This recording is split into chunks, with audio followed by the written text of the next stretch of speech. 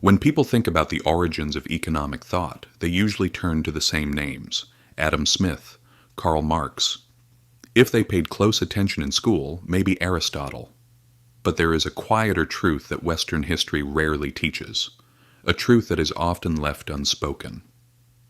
Long before capitalism, central banks or stock markets existed. Nearly 1,000 years ago, a Muslim scholar issued a warning that still echoes through every financial crisis we face today. He said this: "When money loses its moral compass, societies decay from the inside, and looking at the world around us now, he may have understood us far better than we realize." In this story, where money, power, and history collide, nothing is as simple as it seems.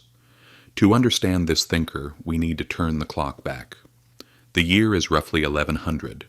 Europe is fragmented, poor, and still struggling to emerge from the ruins of the early Middle Ages. Meanwhile, the Islamic world stretches from Al-Andalus in Spain to Persia and beyond, Baghdad, Damascus, Cairo. These are not just cultural capitals. They are financial and intellectual power centers. Trade routes pulse with silk, spices, silver, and textiles. Markets are crowded. Wealth is expanding rapidly. But right here, something begins to break. Society is growing outward, while losing its balance inward. It is in this world that Abu Hamid Al-Ghazali emerges. Ghazali does not fit neatly into one category: philosopher, jurist, theologian. But above all, someone willing to ask uncomfortable questions.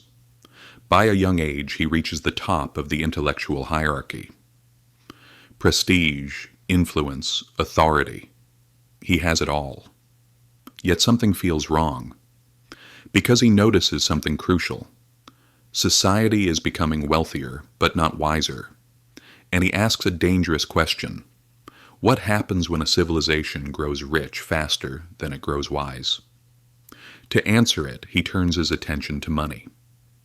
This is where many modern audiences are surprised. Ghazali does not analyze money only through religion. He examines it as a moral, psychological, and systemic force. He studies how money shapes behavior, how it distorts incentives, how it builds or destroys trust. To Ghazali, money is not an end. It is a tool. He compares it to a mirror. A mirror has no value on its own. Its value comes from what it reflects. Money is the same. Its power does not lie in gold or silver itself, but in its ability to facilitate exchange between people. And this is where the fracture begins. To Ghazali, hoarded money is dead money. Wealth locked away in chests, hidden from circulation, is not just useless, it is socially destructive. When money does not move, workers cannot earn. Trade slows, markets suffocate. He describes this as freezing the bloodstream of society. The problem is not a lack of resources. The problem is blocked circulation. From here he goes further. Speculation destroys trust. Ghazali has little patience for merchants who manipulate prices, create artificial scarcity, or profit from crisis. To him, this is not intelligence. It is moral decay. Profiting from the suffering of others corrodes the fabric of society. And once corruption begins, it spreads.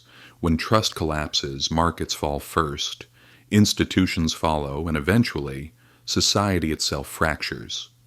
But there is an important balance. Ghazali is not anti-trade. He is not anti-profit. He is not anti-wealth.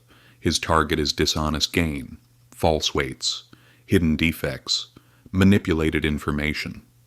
Because markets, in his view, survive on trust alone. Once trust disappears, the economy follows. Another key insight lies in the value of labor.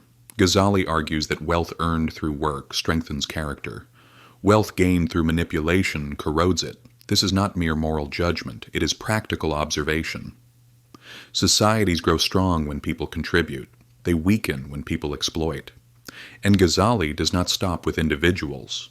He turns his attention to the state. In the medieval world, much like today, rulers often diluted currency to stretch their budgets, reducing the gold or silver content of coins.